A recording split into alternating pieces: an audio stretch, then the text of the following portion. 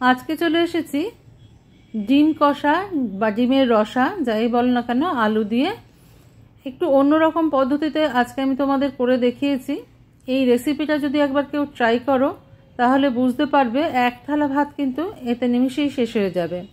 ডিম সিদ্ধ করে নিয়েছি, ডিম সিদ্ধ করে গাটা চিড়ে নিয়ে নুন হলুদ মাখিয়ে নেব ডিমের গায়ে, কারণ ডিমটাকে আমাদের ভাজতে হবে। নুন হলুদ আর একটু সামান্য কাশ্মীরি রেড চিলি পাউডার দিলাম যাতে দেখতে সুন্দর হয়, ডিমের রঙটা সুন্দর আসে। আর কারোর কাছে যদি কাশ্মীরি রেড চিলি পাউডার না থাকে এমনি লঙ্কার গুঁড়ো দিলেও হবে, না দিলেও হবে, এটা দেখতে সুন্দর লাগার জন্য। এবার একটা কড়াইতে আমি সর্ষের তেল গরম করতে বসিয়ে দিয়েছিলাম।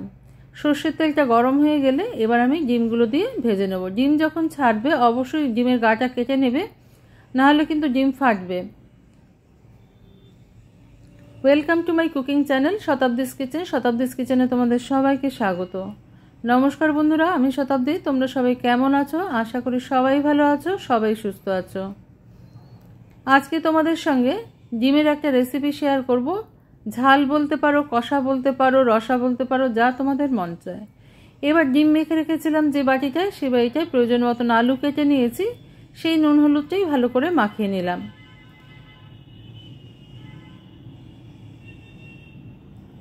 ডিম ভাজা আলু ভাজা দুটোই আমার হয়ে গেছে, তুলে নিয়েছি একটা প্লেটের মধ্যে। এবার সেই কড়াইতেই আর একটু পরিমাণে সর্ষের তেল আমি দিয়ে দিয়েছি। সর্ষের তেলটা দেবার পর আমি এর মধ্যে কিছুটা গরম মশলা অ্যাড করব। দেখো এখানে রয়েছে জয়িত্রী, সামান্য একটু দারচিনি, লবঙ্গ, ছোট এলাচ, আর রয়েছে 2-4টে গোলমরিচ। এটা আমি যোগ করে দিলাম। একটা শুকনো লঙ্কা হাত দিয়ে ফাটিয়ে দিয়ে দিয়েছি, আর দিয়ে দিলাম তেজপাতা 2টো। এটা ডিমের পরিমাণ অনুযায়ী তোমরা যোগ করে নেবে। এবার কুচিয়ে রেখেছিলাম পেঁয়াজ, সেটা যোগ করে দিলাম।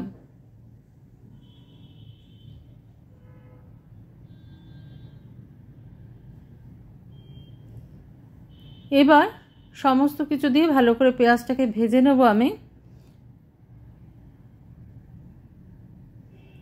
আজকের রেসিপিটা যদি ভালো লাগে, নতুন কোনো বন্ধু হয়ে থাকলে চ্যানেলটাকে সাবস্ক্রাইব করে বেল নোটিফিকেশনটা অন করে দিয়ে বন্ধু হয়ে পাশে চলে আসতে পারো।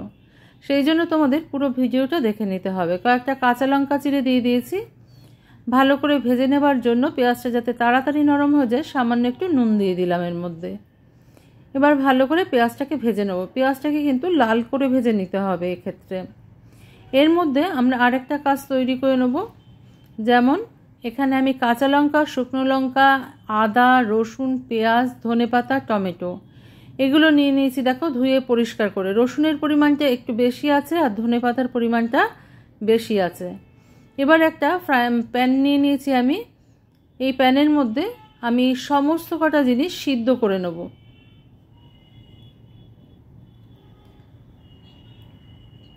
একে একে ধনেপাতা, টমেটো, শুকনো লঙ্কা, কাঁচা লঙ্কা, ঝালের পরিমাণটা যে যার স্বাদ অনুযায়ী দেবে, পেঁয়াজ, আর দিয়ে দেবো এখানে রসুন আর আদাও দিয়েছি আমি। 1 ইঞ্চি পরিমাণ আদা দিয়েছি। আদার পরিমাণটা কম আছে, রসুনের পরিমাণটা একটু বেশি আছে। এইভাবে একবার ডিমের ঝোল বা কষা রসা যাই বলো তৈরি করে খেয়ে দেখতে পারো, খেতে অসাধারণ হয়। আমি বলছি, এটা খেলে কিন্তু অন্য কোনো ডিমের ঝোল খেতে ইচ্ছা করবে না। একটু ভালো করে ফুটিয়ে নিলাম আমি, দেখো কিছুক্ষণ। এবার ফুটে যাওয়ার পর এটাকে ঠান্ডা করে টমেটোর উপরের এই খোসাটা আমাদের ফেলে দিতে হবে। ফেলে দিয়ে আমি জল শুদ্ধ কিন্তু এটাকে বেটে নেব। জলটা ঠান্ডা হয়ে গেছে, অবশ্যই সমস্ত কিছু ঠান্ডা করে নিয়ে তারপরে বাটবে। দেখতে পাচ্ছ ঠান্ডা হয়ে গেছে, আমি হাত দিয়ে কিন্তু ধরছি। একটা গ্রাইন্ডিং জারে নিয়ে নিচ্ছি। এবার এটার একটা পেস্ট তৈরি করে নেবো ওই জলটা দিয়েই। এটা করতে করতে আমার কিন্তু এখানে পেঁয়াজটাও ভালো করে ভাজা হয়ে গেছে লাল করে। পেঁয়াজটা ভাজা হয়ে গেলে এবার আমি এর মধ্যে যোগ করে দেবো এই বেটে রাখা মশলাটা, যেটা আমি তৈরি করলাম। গ্রাইন্ডিং জারটা ধুয়ে একটুখানি জল দিয়ে দেবো, সামান্য একটু দিতে হবে, কারণ জারের গায়ে অনেকটা মশলা লেগে রয়েছে। খুব ভালো করে কষিয়ে নিতে হবে যতক্ষণ না মশলার গা ছেড়ে তেলটা বেরিয়ে আসে। মশলার গা ছেড়ে দেখো তেলটা বেরিয়ে এসছে। এবার গ্রাইন্ডিং জারটা দিয়ে একটু জল দিয়ে দিলাম আমি। এবার জলটা দিয়েও ভালো করে কষিয়ে নেব। তেলের পরিমাণটা যে যা নিজেদের পছন্দ মতন দেবে। আমি এখানে অল্প পরিমাণে তেলের ব্যবহার করেছি। দিয়ে দিলাম নুন, হলুদ গুঁড়ো, আর দিয়ে দেবো এখানে লঙ্কার গুঁড়ো। এটা কিন্তু ঝাল লঙ্কার গুঁড়ো আছে, তোমরা চাইলে কাশ্মীরি রেড চিলি পাউডারও ব্যবহার করতে পারো। জিরের গুঁড়ো আর ধনের গুঁড়ো দিয়ে দেবো স্বাদ মতন। এখানে 1 টিস্পুন করে আমি 1 টিস্পুন করে আমি জিরে ধনের গুঁড়ো ব্যবহার করেছি। দিয়ে সমস্ত কিছু একসাথে আবার ভালো করে কষিয়ে নেব।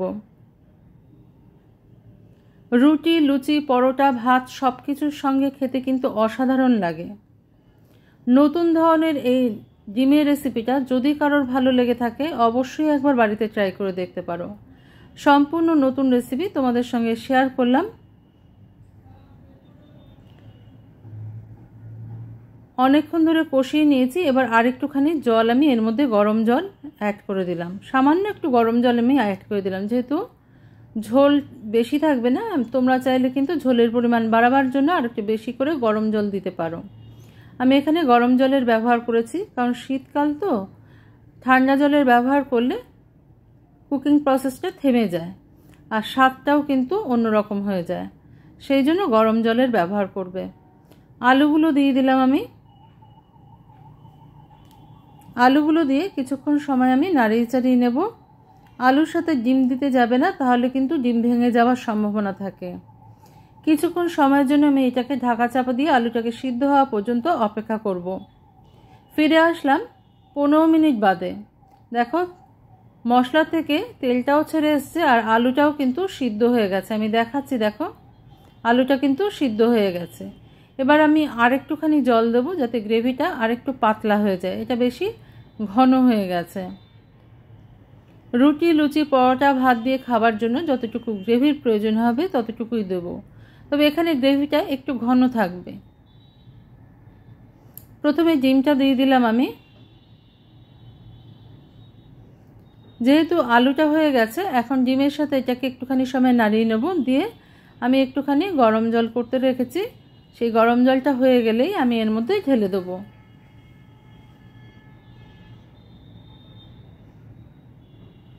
ঝোলের পরিমাণটা এখানে কিন্তু একটু ঘন থাকে। আমি আবারও বলছি, ঝোলের পরিমাণটা ঘন থাকে যাতে রুটি, লুচি, পরোটা দিয়ে খেতে ভালো লাগে। গরম জলটা আমার হয়ে গেছে। আমি প্রয়োজন মতন 1 গ্লাস পরিমাণে গরম জল এখানে দিয়ে দিলাম।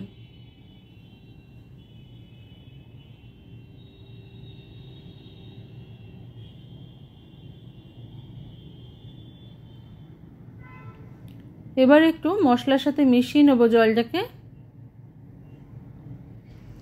ডিমের ঝোল তো তোমরা অনেক রকম খেয়েছো, একবার এইভাবে ডিমের রেসিপিটা ট্রাই করে দেখতে পারো বাড়িতে। আবারও বললাম, খেতে কিন্তু অসাধারণ হয়।